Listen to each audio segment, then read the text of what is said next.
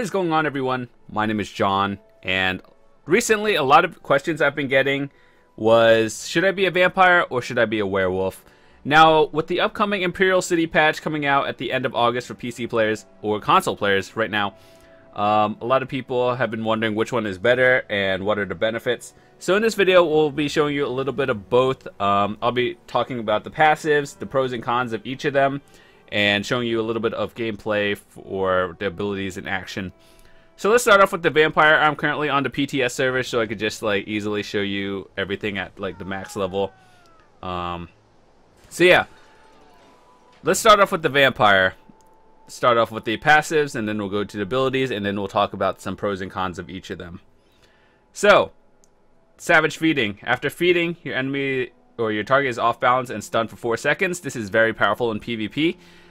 Just generally because if you're in a small group of enemies, you can just like take down a single target and just stun for 4 seconds, which is generally enough time to kill an enemy. And this doesn't really work for bosses and PvE that much, but for PvP it's very solid. Supernatural recovery is increase your magicka and stamina recovery by 10%. Now this is very good for literally every class because you use magic and stamina, so recovery bonus is very good. Primarily, the best classes that would be using this are Nightblades, Dragon Knights, and Templars, and Sorcerers only use the magic part of it, but it's generally good for everything. The Blood Ritual allows you to infect another player within every 7 days. That's why people you see are like biting other people to like spread the vampirism or werewolf. That's the same thing for both. Every 7 days you can bite another person. Undeath reduces the damage dealt to you when you fall below 50% health. It's kind of like a small cap. When you fall below, you take less damage. Really nothing else to say about that. Unnatural resistance, it reduces the severity of the health recovery determined in vampirism stages 2 to 4. So if you don't know vampirism, it has 4 stages, 1 to 4. 4 meaning the highest one and more damage you do. So 2 to 4, your health recovery is reduced, or like the damage dealt to you, I guess. And Darkstalker increases your movement speed while sneaking and allows you to enter stealth more quickly at night. Primarily, Nightblades take advantage of this passive the most because they like doing stealth things, but increases your movement speed in general is a good thing. So, overall, the vampire is a very solid choice to pick. If you play anything but stamina, like if you're primarily stamina focused, you should pick werewolf, but if you're like anything else, I would pick vampire. However, the downside to this is if you're PvPing, you take more fire damage because you're a vampire, and a lot of people use fire-based stuff, including myself.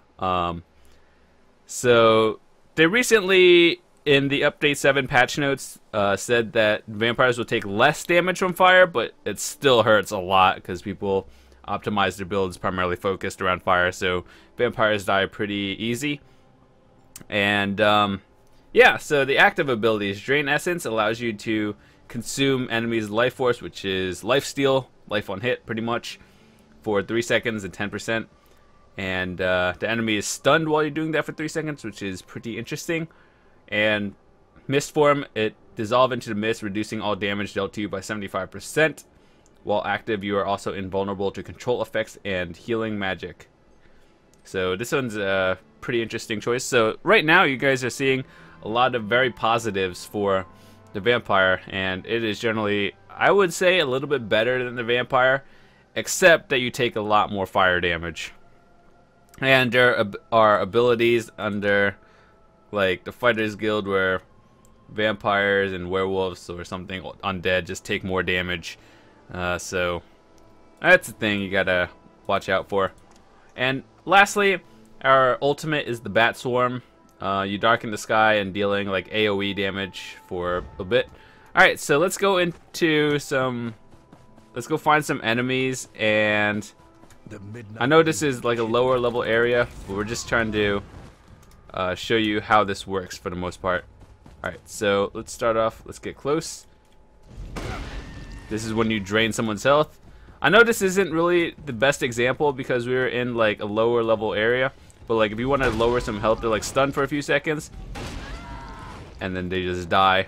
Alright, so next we're going to be showing you our mist form ability. We just go into mist form for a few seconds, and this is a good way to travel in PvP. Well, people can still see this while you're traveling. It just generally reduces the effects of everything. And the ultimate might be a little bit harder to gain, so we're just gonna like try and get that.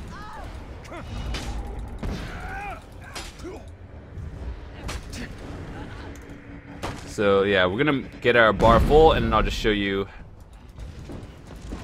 how everything works.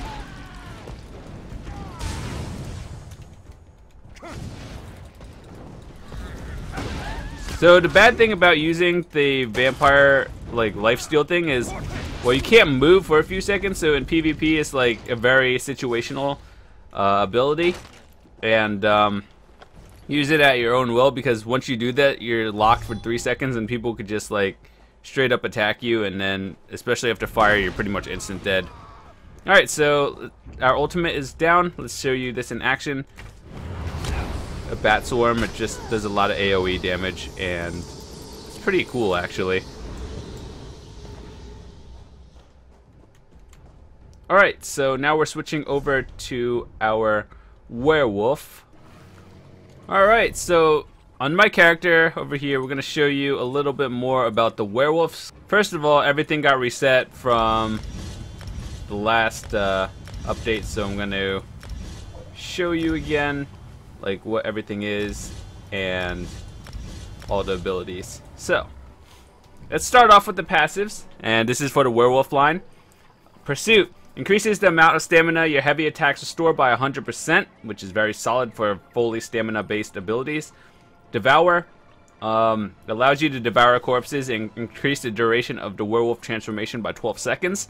Your ultimate ability, you go into a werewolf form, and that lasts for 30 seconds, and then every time you devour someone, it lasts for 12 seconds, or it adds an additional 12 seconds. So, like, you could essentially be in werewolf form for a very long time, depending on how many corpses you devour. Blood Rage increases the time in werewolf by 3 seconds for every time you take damage.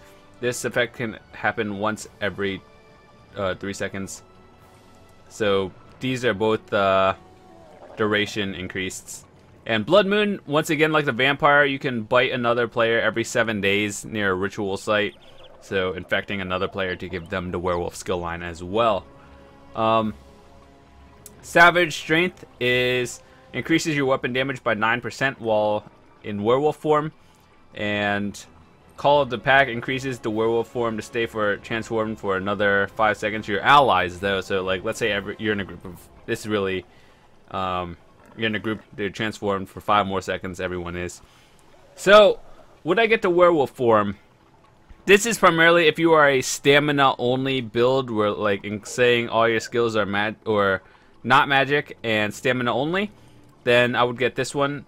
Generally because you want to do DPS, and more of these are single target abilities, and it shows you a little bit of all of this, so pretty much all of these. So Pounce is let's switch up our bar real quick. Let's just add everything here, everything that we currently have. So Pounce, you could pounce on an enemy, kinda, it looks exactly the way it sounds. You pounce on an enemy and deals damage. Hircine's Bounty, invoke a Huntsman's Blessing to heal yourself. It's your heal ability while in werewolf form. Roar is kind of like the opposite of a taunt ability, where instead of like dragging them closer, you're pushing them away, so your teammates can just like stun them, and pretty much they're feared, so they're running away, and then you could just like gank them in PvP. And this primarily is not really used that much because there are other stun abilities, but it's kind of good to have, I guess. And Piercing Howl, it crushes an enemy with a deafening howl, dealing physical damage and knocking them down. This is usually used more than Roar in my experience. And Infectious Claws, maul enemies in front of you, dealing additional damage disease damage. Now I don't have this, but wouldn't really use it if I did, just because there's not too many slots. Let's just say you're a werewolf, you wouldn't be using all of these abilities on your bar because you have your main abilities, and that kind of takes up a lot of them. So primarily what you would be using is Piercing Howl and possibly your ultimate. Your other abilities would replace these, generally because third thing's better. And your werewolf transformation, this is how you get all of them. You're in your werewolf form, and you have Berserker or Pack Leader. Pack Leader allows your allies to stay in werewolf form a little bit longer. People are generally greedy and don't have this. That's why we get Berserker, because it increases your light attack damage by 40%. So yeah, let's show you a little bit of... Alright, so now that we have our ultimate available, we're gonna go into the Berserker mode and show you all the abilities. So this is what happens when you're in a werewolf form. You just change in, and then your howl looks like that. Your roar that like fears everything, and then the yell that actually does some damage. And then here's your one. Hold on. Sometimes it doesn't exactly work. And then when you see an enemy, you can devour them, and it increases your duration of werewolf form by like 12 seconds. You have to be at a range to pounce on them. Then you roar. So generally, you don't really use the skills. You're primarily getting werewolf just for the bonus damage and the passives. But here is what it looks like, just in case you were interested. So, like, in conclusion, if you were to pick a werewolf or vampire, if you were a stamina-based build only, then I would highly recommend choosing the werewolf. But if you are like anything else, magic, health-based, I would choose vampire. Though each of them has their drawbacks. Vampires are weak to fire, and werewolves, you're in like an actual different form with limited abilities only. So yeah, depends on what you choose. But those are my recommendations. Vampire, I like the skills a little bit more. They also look cooler. But if you're doing it just for the passives, then that's pretty much good, because you want your damage bonuses to be up a little bit more, increases your weapon damage and pursuit. So depends on what you do. It's pretty cool to have a little bit of both. But I hope you enjoyed this video. If you did, leave a like. If you didn't, leave a dislike and let me know why.